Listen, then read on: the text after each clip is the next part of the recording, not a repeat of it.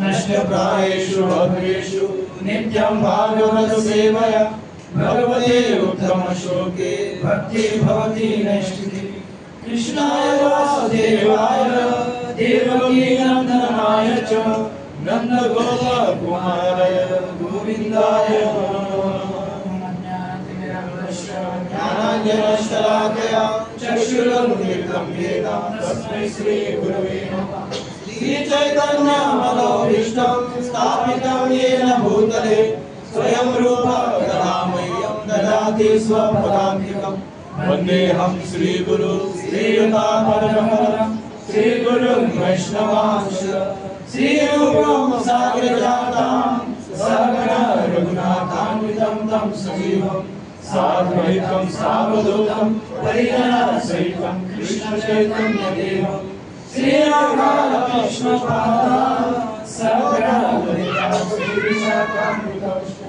हे कृष्ण करुणा सिंधु दीनबंधो जगत्पते गोपेश गोपिकाकांत राधाकांत नमोस्तुते।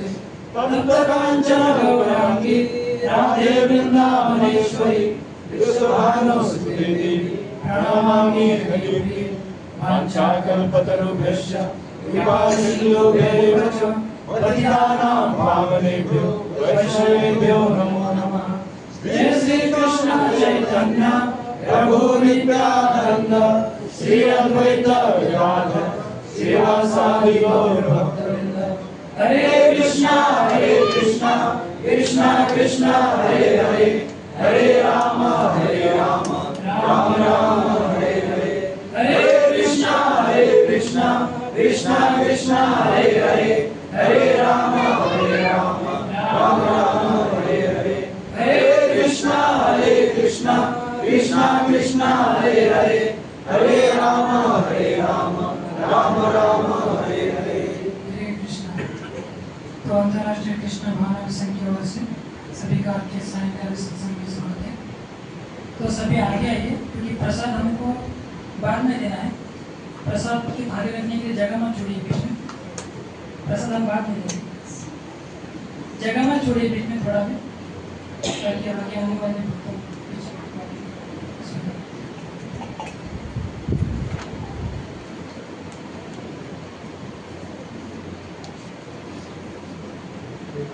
हरे कृष्ण।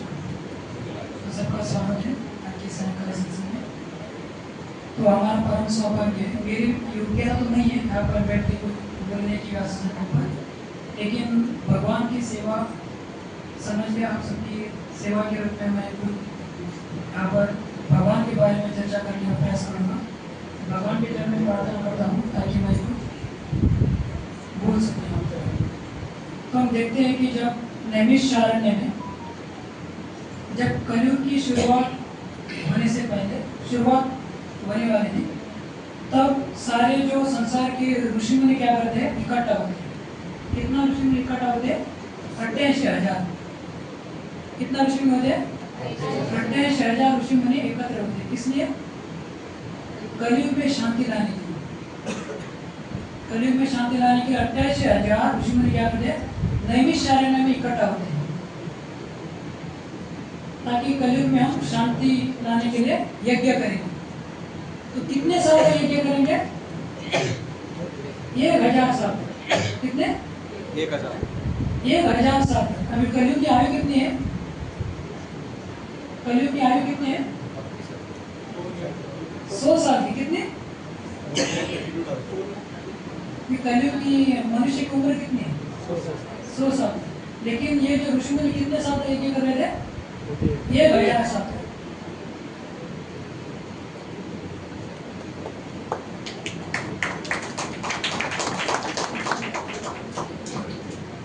इन्होंने सोचा कि कलयुग के प्रारंभ में हम क्या करेंगे, 1000 साल तक क्या करेंगे, यज्ञ करेंगे।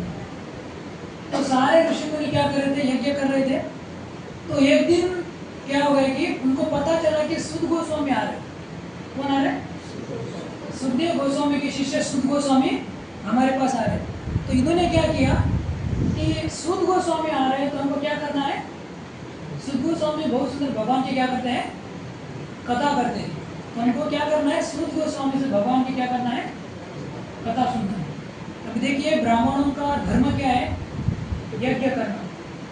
लेकिन कलयुग के प्रारंभ में ब्राह्मणों ने भगवान की कथा सुनने के लिए क्या किया, अपना यज्ञ त्याग दिया।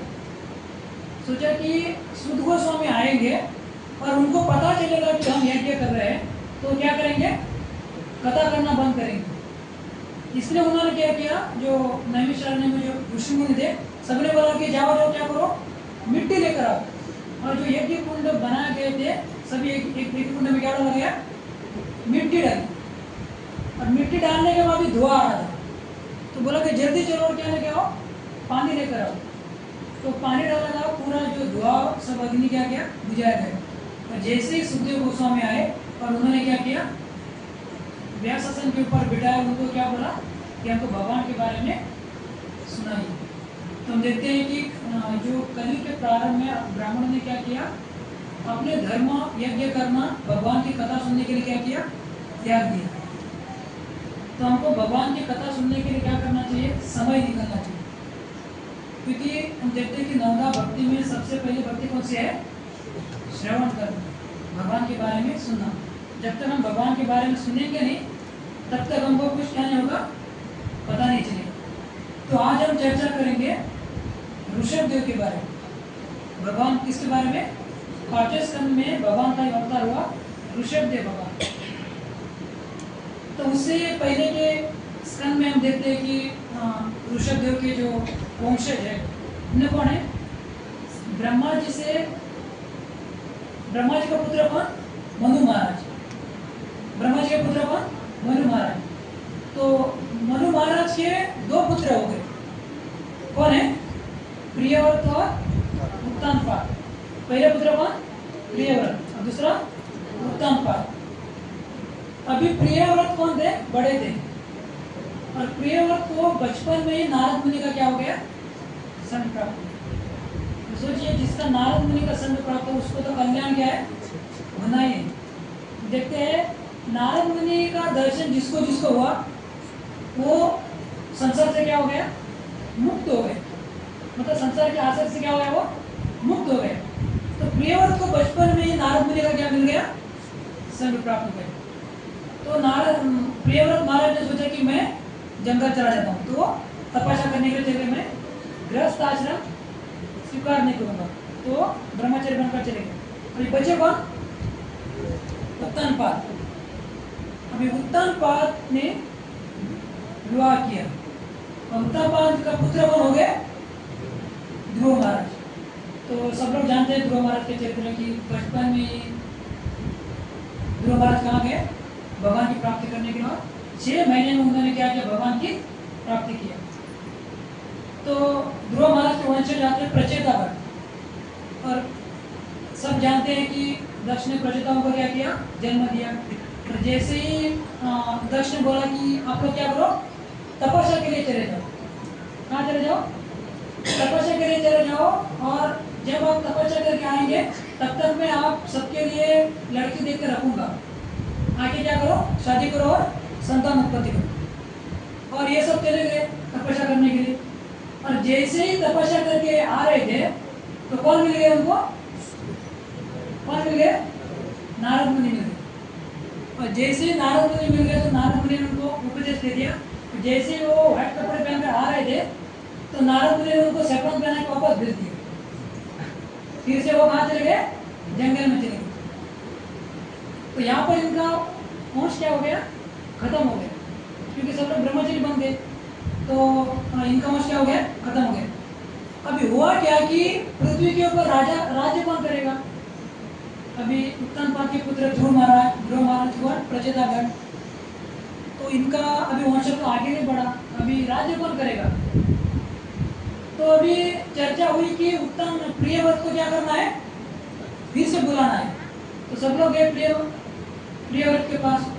तो उनको जाके बोला कि आप आ जाओ और राज्य स्वीकार करो। तो उन्होंने बोला कि मैं जाऊंगा, क्योंकि मैं तो ब्रह्मचारी हूँ और भक्ति में इतना आनंद है कि मैं फिर से इस भौतिक संसार में फंसना नहीं चाहता। तो इनकी बात किसी ने माना नहीं। तो ब्रह्मा जी स्वयं आ गए और ब्रह्मा जी ने बोला कि आपको मेरा आदेश है कि आपको विवाह करना होगा और आगे राज्य क्या करना होगा? संभालना होगा, नहीं तो राज्य कौन संभालेगा? तो अभी इनकी इच्छा नहीं थी क्या करने का? विवाह करने का। लेकिन ब्रह्मा जी का आदेश है।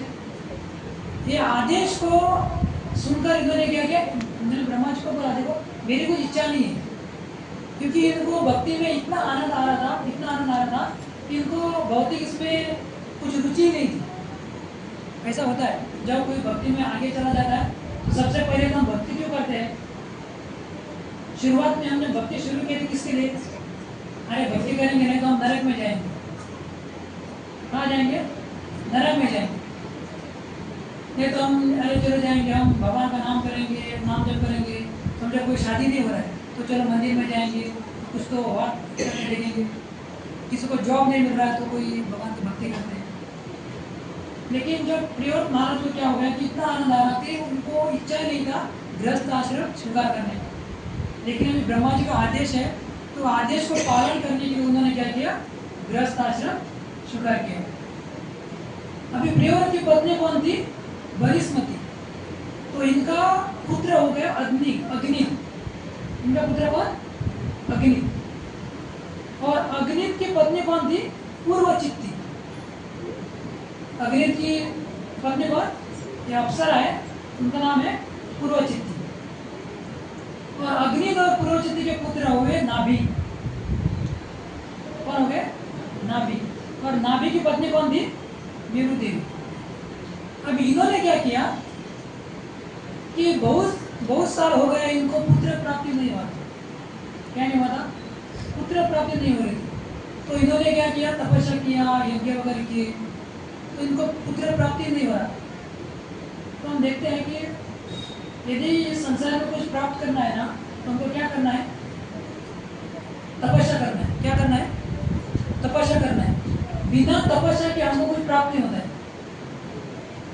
लेकिन आज के कलयुग में लोगों का ऐसा है ना कि बिना कुछ किए ही इनको क्या चाहिए? सब कुछ चाहिए। लेकिन देखिए ये जो नास्तिक लोग हैं, जो असुर है, राक्षस भी जानते थे कि यदि हमको कुछ प्राप्त करना है तो हमको क्या करना है? तपस्या करना है। उस समय के राक्षस भी जानते थे कि हमको कुछ प्राप्त करना है तो क्या करना है? तपस्या करना है। इसके लिए यदि हमको आज भगवान की प्राप्ति करनी है तो क्या करना है? क्या करना है? तपस्या करना है। तो हमारे लिए तपस्या क्या है? हमारे तपस्या क्या है? सत्संग करना ही हमारे लिए क्या है? तपस्या है। सुबह सुबह तपस्या का अर्थ क्या है?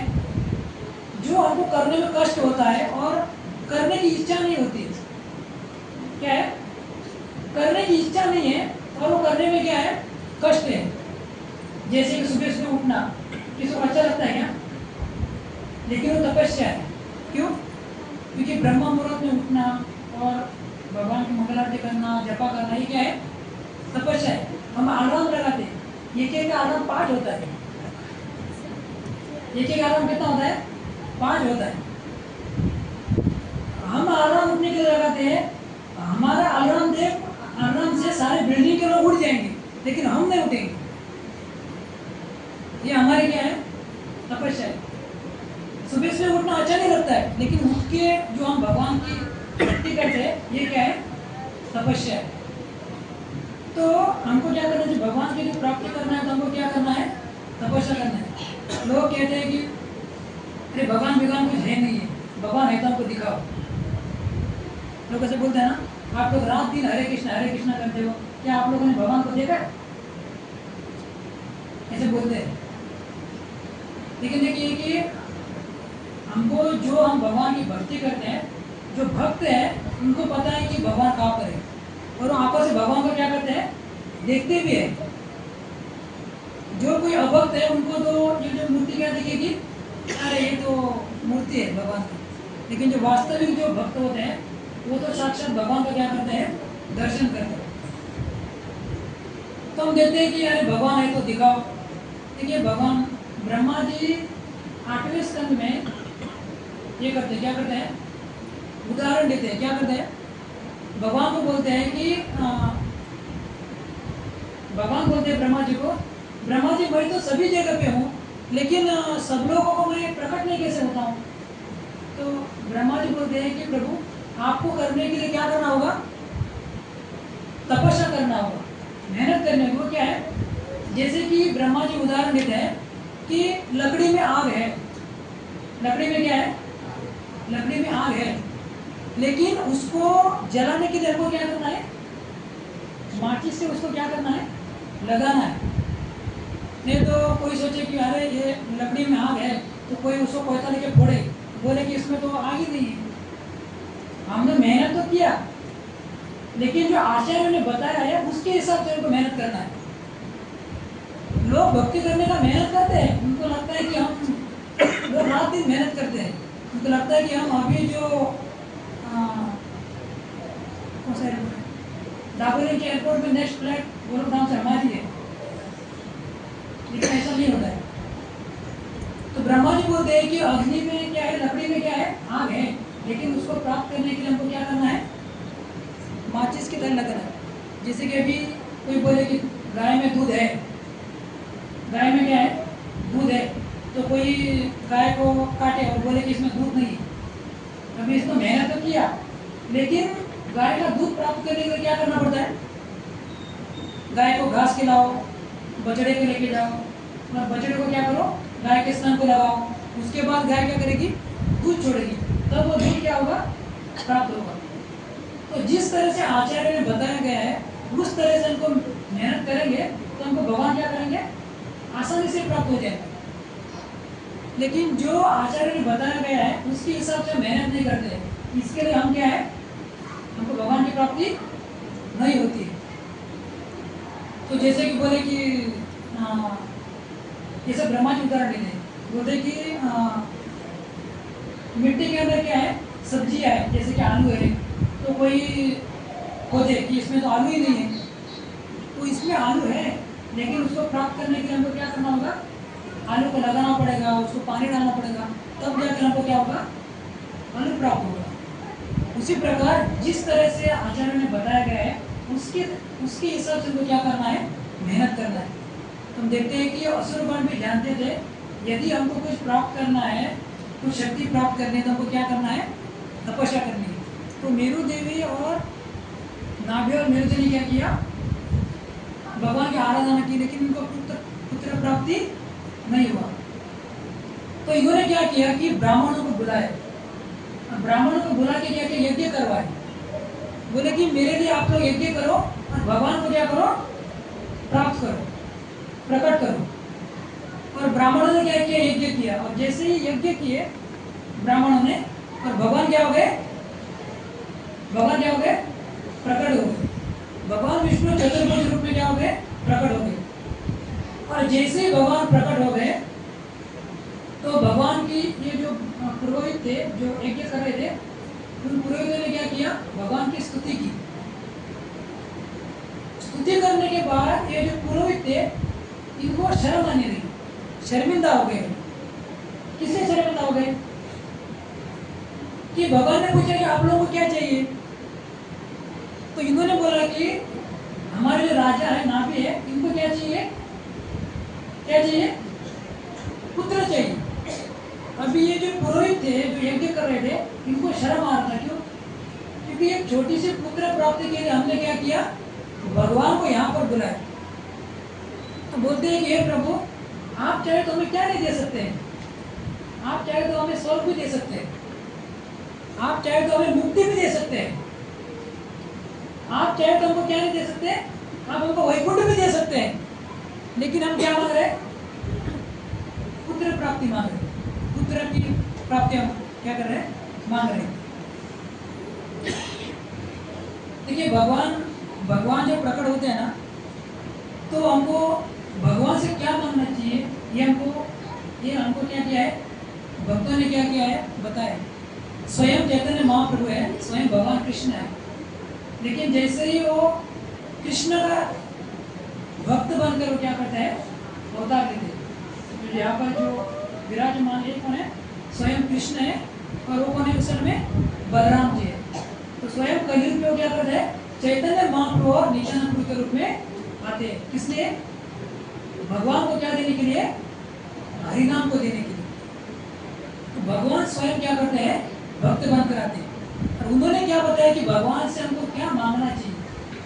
तो चैतन्य शिष्टाष्टकम में 4वां वर्ष है, वो क्या है, न धनम न जन्म न सुंदरी कविताम व जगदीश काम मम जन्मनि जन्मनीश्वरे भवतार भक्ति अहेतु की कोई। चैतन्य महाप्रभु बोलते हैं कि हे प्रभु, मुझे न जन्म न धनम, मुझे न जन चाहिए न धन चाहिए, मुझे संपत्ति भी नहीं चाहिए, ना ही मुझे सुंदर स्त्री चाहिए। तो क्या चाहिए, न धनम न जन्म न सुंदरी कविता व जगदीश काम मम जन्मनि जन्मनीश्वरे भवतार भक्ति अहेतु की कोई। तो क्या चाहिए, मुझे जन्म जन्मांतर तक आपकी क्या प्राप्त हो, अहेतु की भक्ति प्राप्त हो। भगवान के पास हम आते हैं ना, तो भगवान के पास हमें क्या मांगना चाहिए। तो भगवान के पास हमें यही मांगना चाहिए कि प्रभु आपका सत्संग प्राप्त हो हमेशा। जो भी भागवत में भक्त हो गए, जिन जिन भक्तों के पास भगवान प्रकट हो गए, सबने यही मांगा है। क्या मांगा है, हमको सत्संग प्राप्त हो। क्योंकि सत्संग में क्या है, भगवान की कथा होती है, कीर्तन होता है, सेवा होती है।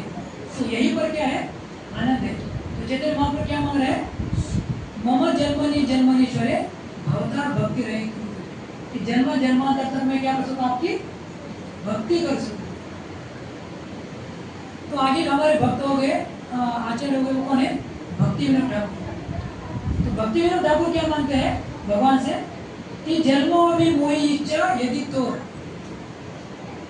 यदि आप चाहते हैं कि मेरा पुनः जन्म हो, यदि आप चाहते हैं कि मेरा पुनः जन्म हो, तो मेरा एक ही निवेदन है आपसे कि मेरा क्या हो, भक्त के घर में जन्म हो।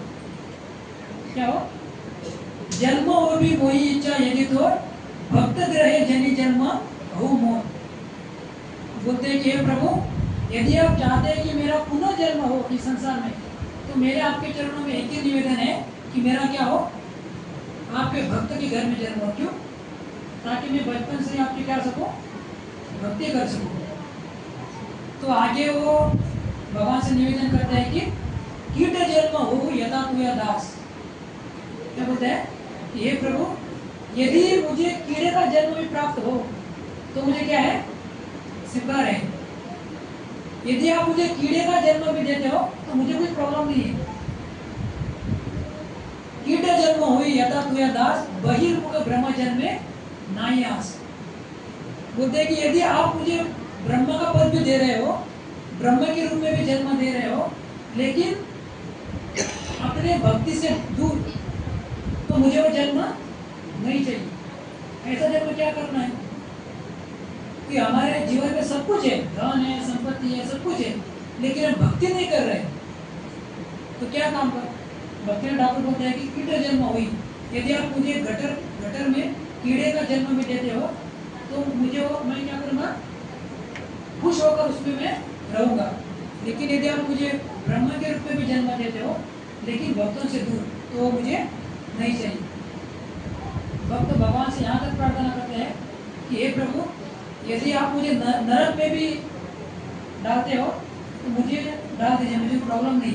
वहाँ पर भी मैं क्या करूँगा, हरे कृष्ण महामंत्र का जप करते रहूँगा। नरक में भी आप मुझे डाल रहे हो, कोई मुझे चिंता नहीं है, वहाँ पर भी मैं क्या करूँगा, आपका नाम लेता रहूँगा। तो हमको भगवान से यही मांगना चाहिए कि प्रभु आपसे हमें कुछ नहीं चाहिए, तो हमें क्या चाहिए, आप चाहिए। देखिए क्या होता है ना, जब हम भगवान से कुछ मांगते हैं ना तो सौदा हो जाता है। क्या हो जाता है, बिजनेस हो गया। बिजनेस मतलब जैसे मैं दुकान में गया तो मैं 50 रुपये दूंगा और कुछ तो वस्तु ग्रहण करूंगा। तो ऐसे हो गया कि प्रभु मैं इतना माला जप कर रहा हूँ तो मुझे इस माला के बदले ये दे दो, तो ये क्या हो गया, ये सौदा हो गया। ठीक है, हमको मांगना है तो भगवान से ही मांग सकते, क्योंकि वही हमारे पिता है, सब कुछ है। लेकिन हमको क्या मांगना चाहिए भगवान से, तो भगवान से हमको क्या मांगना चाहिए, प्रभु आप ही मुझे चाहिए। क्या चाहिए, मुझे इस संसार से कुछ नहीं चाहिए, मुझे क्या चाहिए, मुझे आप चाहिए। मुझे इस संसार से क्या नहीं चाहिए, कुछ नहीं चाहिए, मुझे कौन चाहिए, आप ही चाहिए। देखते हैं ना दामोदर लीला में, दामोदर लीला में जब सत्यव्रत मुनि क्या करते हैं, दामोदर अष्टकम गाते हैं। जैसे वो गाते हैं तो 14 इसमें गाते हैं वो, वरम देव मोक्षम नाम मोक्षा मध्यमा नचन्य वरे हम वरे शादव्य। बोलते हैं कि आप सब कुछ वर देने में क्या है, समर्थ है। इदम देव पूर्णात गोपाल बालक सदा में मनुष्यावी रास्ता की मन। बोलते हैं कि ये जो बाल गोपाल रूप जो है वो सदा सदा के लिए मेरे हृदय में क्या हो जाए, बसा रहे। क्यों, ताकि मैं इसका आनंद लेता रहूं, इसका मैं क्या करता रहूं, आनंद लेता रहूं। तो भगवान से हमको ये प्रार्थना करनी चाहिए, प्रभु आपसे हमें कुछ नहीं चाहिए, तो हमें आप ही दीजिए, आप ही को हमें दीजिए। तो ऐसे भक्त लोग क्या करते हैं, भगवान से प्रार्थना करते हैं। तो अभी क्या हो गया कि यहाँ पर नाडी और मेरे देव ने क्या किया, भगवान से मांगा कि आपको, आपसे हमें क्या चाहिए, पुत्र चाहिए। पुत्र चाहिए, कैसा पुत्र चाहिए, कि आप ही की तरह पुत्र चाहिए। भगवान ने बोला कि मेरा जैसा तो कोई और नहीं है। तो भगवान ने बोला कि मैं ही आपका पुत्र बनकर क्या करूँगा, जन्म लूंगा। तो यहाँ पर आचार्य बताते हैं कि नाभि और मेरे देवी के नसीब में क्या नहीं था, पुत्र प्राप्ति नहीं था। लेकिन जब ये ब्राह्मणों ने यज्ञ किया, भक्तों ने यज्ञ किया, और भक्तों की इच्छा थी कि नाभि को क्या हो जाए, पुत्र प्राप्ति हो। तो ब्राह्मणों ने प्रार्थना की कि हमारी इच्छा है कि ये जो नाभि है इनको क्या हो जाए, पुत्र प्राप्ति हो। तो इनकी इच्छा से क्या हो गया, इनको पुत्र प्राप्ति हो गए, और स्वयं भगवान क्या हो गए, इनके जीवन में प्रकट हो गए। और उनका नाम क्या हो गया, ऋषभदेव। ऋषभदेव भगवान के क्या है, बहुत सुंदर उनका क्या है, कार्यकलाप।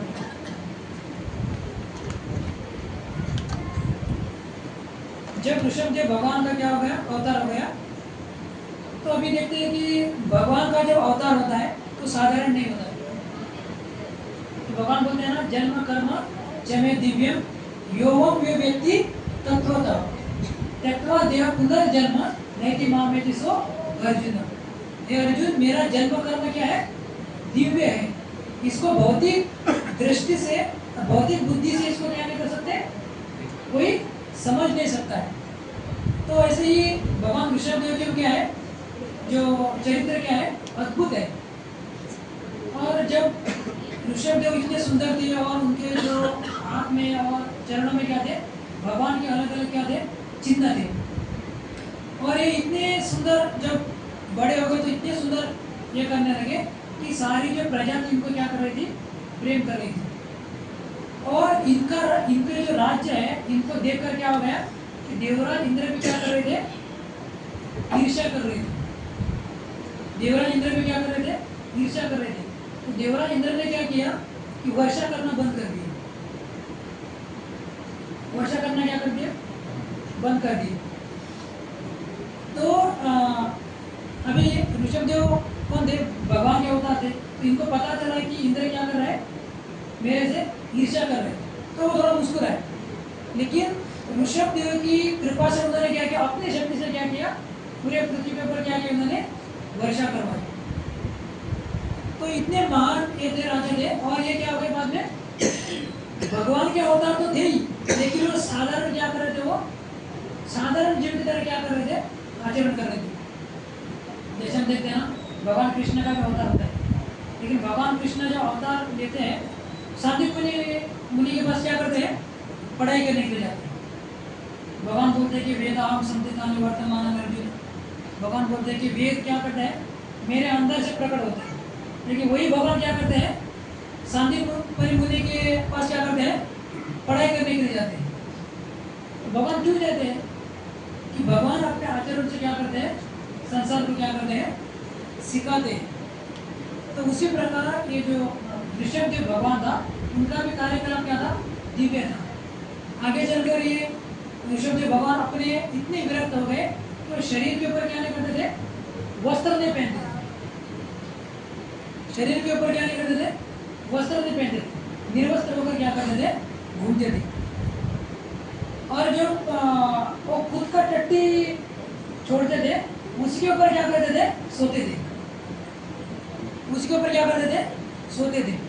मतलब उनके नजदीक कौन क्या नहीं करना चाहिए, आना नहीं चाहिए। ऐसा बताया जाता है कि ऋषभ भगवान की जो टट्टी है, मतलब कृष्णा है, वो 80 किलोमीटर तक उसका सुगंध आता था। क्या होता था, 80 किलोमीटर तक क्या होता था, सुगंध आता था। समझ में? गंदा नहीं, दुर्गंध नहीं, सुगंध आता था। तो ये है भगवान क्या है, ऋषभ। अभी टट्टी के इसमें मुझे ये याद आ गया कि एक बार एक व्यक्ति जा रहे थे रास्ते के बाजू से, तो लोगों ने वहाँ पर क्या किया था, टॉयलेट किया हुआ था, मतलब संडास किया हुआ था। तो ये आदमी नाक को पकड़ कर से जा रहा था, चिची ठंडा आ रहा है, वो थूक रहा था उसके ऊपर, थूक रहा था। तो टट्टी उसको बोलने लगा, अरे तो थूक क्यों रहा है मेरे ऊपर? तो उसने बोला, थूक क्यों रहा है, मतलब तेरे से इतना दुर्गंध आ रहा है। क्या है, तेरे से दुर्गंध आ रहा है। तो वो टट्टी बोलने लगा, मेरे से दुर्गंध आ रहा है, तेरे से दुर्गंध आ रहा है। तो वो आदमी बोलने लगा, मेरे से नहीं, तेरे से दुर्गंध आ रहा है। तो वो जो टॉयलेट है वो बोलने लगा, मेरे से तुझे दुर्गंध आ रहा है, तो मैं पहले कौन था? जीरा था, मूरी था, दाल था, चावल था, समोसा था। जब मैं सब ये जब बनता था, तब सब लोग मुझे क्या करते थे, सब लोग मुझे क्या करते, प्रेम से खाते थे। कड़ी पत्ता था, ये सब में था। लेकिन जो आपके पेट में गया तो मेरी ये हालत हो गई। क्या हो गया? आपके पेट में जाने के बाद मेरी क्या होगी, ये हालत हो गई। तो ये मेरा प्रॉब्लम नहीं है, ये आपका पेट का प्रॉब्लम है। तो उसी प्रकार ये जो ऋषभ के भगवान है, इनसे क्या हो गया कि जब वो उनके इतने दिव्य कार्यकलाप थे, इनके इतने विरक्त थे कि ये जो अपने मल त्यागते थे, तो मल के ऊपर ये क्या करते थे, सोया करते थे, ताकि मुझे कोई भगवान करके क्या नहीं करे, स्वीकार नहीं करे। तो इनके आगे जाकर क्या हो गए, पुत्र हो गए। तो भगवान ऋषभदेव ने जयंती से क्या किया, विवाह किया। जैसे जयंती से इन्होंने विवाह किया तो इनके 100 पुत्र हो गए। कितने पुत्र हो गए? भगवान ऋषभदेव के 100 पुत्र हो गए। और 100 पुत्र में से सबसे बड़े पुत्र जो थे वो कौन है? भरत महाराज। कौन है? भरत महाराज। तो देखिए ये जो अभी जो भारत नाम है, हमारे देश का नाम क्या है? भारत है। तो भारत नाम क्यों पड़ा इस देश का? ये जो भारत का नाम पहले क्या था? अजनाब था। ये जो भारत का नाम क्या था? अजनाब था। तो एक राजा हो गए अजनाब, तो इन्होंने इतना सुंदर शासन किया, इतना सुंदर शासन किया कि इतने इनके शासन से इनकी जो राज्य की प्रजा थी इतनी संतुष्ट थी कि अजनाब राजा के नाम से इस देश का नाम क्या किया? अजनाब रख दिया। अभी अजनाब नाम रख दिया, तो इसका नाम था अजनाब। तो अभी भरत महाराज भगवान ऋषभदेव के पुत्र, सबसे बड़े पुत्र, इनका नाम पड़ा इनका नाम था क्या? भरत। तो इन्होंने इतना सुंदर राज्य किया, इतना सुंदर राज किया कि इनके नाम से ही जो राज्य के लोग थे वो क्या करने लगे, ये देश को जानने लगे। तो आज हम भारत नाम से पुकारते हैं हमारे देश को। तो ये जो राजा है भरत, इनके नाम से ये क्या पड़ा है? भारत नाम पड़ा है। तो इन्होंने इतना सुंदर राज्य किया, इतना सुंदर राज्य किया कि इतना सुंदर राज्य करने का कारण क्या था? इतना सुंदर भरत महाराज ने राज्य किया, तो इनका कारण क्या था? कि कारण ये था कि भगवान ऋषभदेव ने क्या किया, अपने 100 पुत्र थे, अपने 100 पुत्र को उन्होंने एक बार बुलाया और 100 पुत्रों को क्या दिया? उपदेश दिया। क्या दिया? उपदेश दिया। देखिए सबसे महत्वपूर्ण है, यहाँ पर आचार्य में बताते हैं कि अपने बच्चों को क्या करना चाहिए? अपने बच्चों को क्या करना चाहिए? उपदेश देना चाहिए। बच्चों को क्या करना चाहिए? सिखाना चाहिए। ऐसा कहा जाता है कि माता पिता होते हैं ना, उनको अपने बच्चों को क्या करना चाहिए? संस्कार देना चाहिए। तो उनको भगवान के बारे में, जो भगवान की कथा है, ये सब क्या करना चाहिए? सिखाना चाहिए। तब जाकर क्या करेंगे? आगे जाकर भक्त बनेंगे या अच्छे व्यक्ति बनेंगे। तो आजकल क्या होता है कि एक तो माता पिता के पास टाइम नहीं होता है, तो बच्चों को कैसे भी शांत कराना है तो एक तो टीवी के सामने बिठाएंगे या तो हाथ में मोबाइल देंगे। लेकिन यहाँ पर भगवान ऋषभदेव के इसमें आचार्य में बताते हैं कि अपने माता पिता को क्या करना चाहिए? बच्चों को क्या करना चाहिए? सिखाना चाहिए। तो हम देखते हैं कि महाराष्ट्र में एक शूरवीर हो गए, उनका नाम क्या है? कौन हो गए? छत्रपति शिवाजी महाराज। तो शिवाजी महाराज इतने पराक्रमी क्यों गए? इतना उन्होंने सुंदर शासन किया और आज तक उनका क्या करता है, लोग क्या करते हैं? गुणगान करते हैं शिवाजी महाराज के। कारण क्या है कि जब शिवाजी महाराज छोटे थे तो उनका माँ का नाम क्या था? जीजाबाई। तो उनकी माँ क्या करती थी कि बचपन में ही शिवाजी को क्या करती थी? रामायण महाभारत इसके ऊपर क्या करती थी? कथाएं बताया करती थी। तो ये वो क्या करते थे? बचपन से ही सुन रहे थे और सुनते सुनते वो बड़ा होने के बाद इतने शूरवीर हो गए कि उन्होंने किसको पढ़ा? अफजल खान को क्या किया? छोटे उम्र में क्या कर दिया? फाड़ दिया। जैसे नरसिंह भगवान ने फाड़ा ना हिरण्यकशिपु, ऐसे इन्होंने क्या किया? अफजल खान को क्या किया? फाड़ा। इसका कारण क्या था कि इनकी माँ जो थी बचपन में इनको क्या करती थी? भगवान के बारे में क्या करती थी? सुनाया करती थी। अभी वृंदावन में चले जाइए।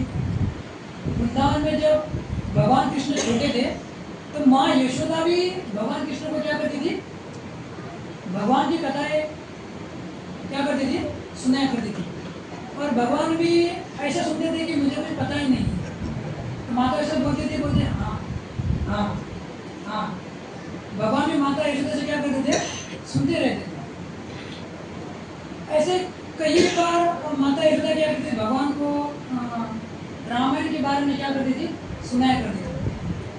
तो एक बार ऐसा हो गया कि माँ यशोदा भगवान कृष्ण को रामायण सुना रही थी और सुनाते सुनाते जब भगवान रामचंद्र अयोध्या छोड़कर वन में जाते हैं, वन में चित्रकूट में रह रहे हैं। कहाँ पर रह रहे हैं? चित्रकूट में। और चित्रकूट में लक्ष्मण, माता सीता, भगवान रामचंद्र रह रहे हैं। और एक दिन क्या होता है कि माता सीता किसको देखती है? एक हिरण को देखती है। और वो हिरण देखकर भगवान रामचंद्र को बोलते हैं कि ये मुझे हिरण क्या चाहिए? मुझे हिरण चाहिए। तो जैसे बोलती है मुझे हिरण चाहिए तो भगवान रामचंद्र चले जाते हैं। तो जैसे ही भगवान रामचंद्र चले जाते हैं तो यहाँ पर क्या करते हैं? रावण क्या करते हैं? माता सीता को उठा के लेते हैं। ये प्रसंग आता है जब माता यशोदा बोलती है कि रावण ने माता सीता का क्या किया? हरण किया। जैसे हरण किया सुनते हैं भगवान कृष्ण बोलते हैं लक्ष्मण लक्ष्मण मेरा धनुष क्या है? लेके आओ, अब भी लेके आओ, अब भी मैं रावण को क्या करूंगा? मारूंगा। तो जोर जोर से चिल्लाते हैं। माता क्या हो गया तुझे, क्या हो क्या गया तुझे। मतलब भगवान कृष्ण जो थे, भगवान राम की कथा सुनकर क्या होते थे, आवेश में आते थे। उनको लगता था कि अभी अभी माता सीता का क्या हो गया, अपहरण हो गया। बोलते थे कि लक्ष्मण लक्ष्मण मेरा धनुष लेके आओ। माता यशोदा उनको ही देखा करती है, इसको हुआ यार, तुझे होता क्या है। माँ यशोदा बोली। तो इसी प्रकार हमको क्या करना चाहिए, अपने बच्चों को क्या करना चाहिए, भगवान के बारे में क्या करना चाहिए, भगवान के शास्त्रों के बारे में क्या करना चाहिए, बताना चाहिए। आजकल होता ऐसा है कि यदि पूछा जाए कि किसी फिल्म का जो हीरो है हीरोइन है, उनका नाम पूछा जाए ना, तो उनका पिताजी, उनका दादा परदादा सबका हिस्ट्री पता है। लेकिन भगवान कृष्ण के माता कौन है, भगवान कृष्ण के पिता कौन है, भगवान राम के माता कौन है, ये क्या है, किसी को भी पता नहीं है। क्यों पता नहीं होता है, क्योंकि हम बताते भी नहीं है, और बताएंगे कैसे, यदि माता पिता को पता है तो बताएंगे ना, तो इनको ही पता नहीं तो क्या बताएंगे। तो इसलिए हमको क्या करना चाहिए, अपने बच्चों को क्या करना चाहिए, बताना चाहिए। यदि नहीं तो प्रभुपाद की कृपा से यहाँ पर क्या हो रहा है, हर संडे को गोपाल पंच हो रहा है। क्या हो रहा है, गोपाल पंच। तो गोपाल पंच स्कूल में अनेक अनेक बच्चों को यहाँ पर क्या करें, भगवद गीता और कीर्तन करना, कैसे श्लोका करना, ये सब क्या करा जा रहा है, सिखाया जा रहा है। तो यदि कोई चाहते हैं कि अपने बच्चों को गोपाल पंच स्कूल में डालना, तो कृपा करके क्या सकते हैं, डाल सकते हैं, ताकि हम बच्चों को क्या कर सके, बचपन से ही आध्यात्मिक की ओर क्या कर सके, मोड़ सके। तो ऋषभदेव भगवान क्या करते हैं, बहुत सुंदर अपने 100 पुत्रों को क्या करते हैं, बुलाते हैं और उपदेश देते हैं। और उपदेश देने के बाद सबसे बड़े पुत्र कौन है, भरत महाराज। भरत महाराज इस पृथ्वी के ऊपर क्या करते थे, राज्य करते थे। अभी तो ये जो भारत जो है क्या है, छोटा नक्शा बन गया है। ये तो पहले पूरे पृथ्वी को, पूरे संसार को क्या बताया जाता था, भारत बताया जाता था। लेकिन अभी एक छोटा सा क्या बन गया है, नक्शा बन कर रह गया। तो हम देखते हैं कि यहाँ पर ये आज हमने चर्चा की ऋषभदेव। यदि ये जो आगे जो भगवान ऋषभदेव ने अपने 100 पुत्रों को क्या बताया, तो ये मैं आगे अगला जब लेक्चर होगा तब बताऊंगा, क्योंकि ये बहुत सुंदर श्लोक है। क्योंकि ये जब सुनते हैं 100 पुत्र, तो इतने सुंदर राज्य करते हैं और इतनी सुंदर भक्ति करते हैं, बहुत सुंदर श्लोक है। ये जो 5वें स्कंद में 5वें अध्याय में पहला श्लोक है, नायम देहो देवभाजा कष्टान कामादे भुजामे तपो दिव्य पुत्र कायेन सत्वम शुद्धम एत्मा ब्रह्म सत्यम तु अनंतम। बहुत सुंदर श्लोक है। यदि आप लोगों को समय है तो जाकर घर में पढ़िए। 5वें स्कंद में 5वें अध्याय का पहला श्लोक है। तो हम देख, आज हमने चर्चा की कि भगवान क्या है, ऋषभदेव के ऊपर। तो हम देखते हैं कि इसी परंपरा में कौन हो गए, ध्रुव महाराज। तो हमने देखा कि भगवान के पास हमें क्या मांगना चाहिए। देखते हैं कि हम जब मंदिर में आते हैं तो हमारे पास जो कमी है ये हम क्या करते हैं, मांगते हैं। लेकिन देखिए, यदि भगवान के पास में भक्ति मांगनी चाहिए, क्या मांगनी चाहिए, भगवान के पास क्या मांगना चाहिए, भगवान की भक्ति मांगनी चाहिए। जब हमको अभी संसार से आसक्ति है, कारण क्या, हमारे मन भक्ति में नहीं लग रहा है, हमारे मन संसार में लगा हुआ है। क्यों? क्योंकि हमको भगवान की भक्ति में क्या नहीं आ रहा है, आनंद नहीं आ रहा है। जैसे हम देखते हैं कि जब ध्रुव महाराज बचपन में क्या करते हैं, सौतेली माँ के डांटने से क्या करते हैं, जंगल में चले जाते हैं। किसके लिए? बोलते हैं कि मैं भगवान विष्णु को क्या करूँगा, भगवान विष्णु की प्राप्ति करूँगा। और जैसे वो जाते हैं जंगल में, तो 6 महीने में भगवान को क्या करते हैं, प्रकट करते हैं।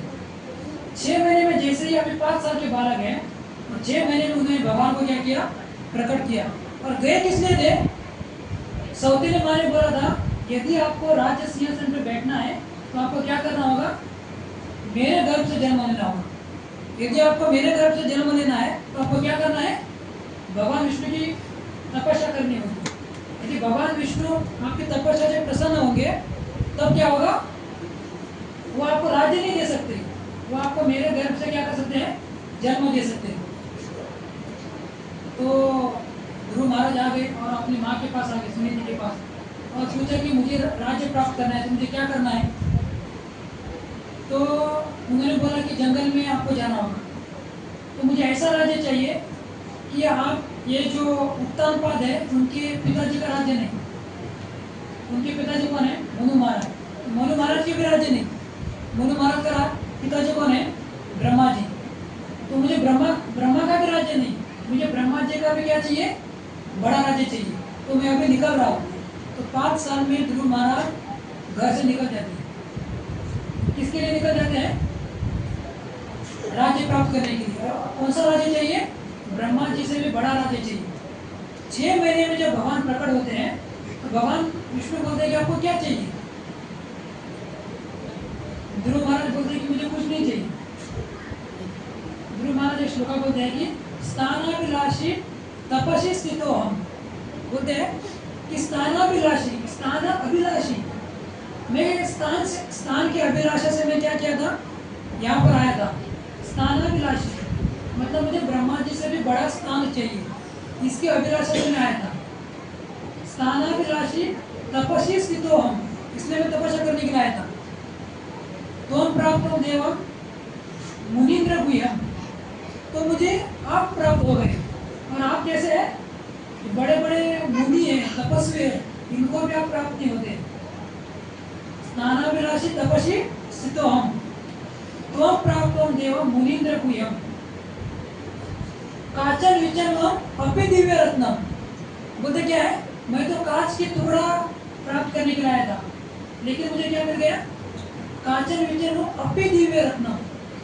भगवान आप क्या कैसे है? अपि दिव्य रत्न है। काचन विचनम अपि दिव्य रत्नम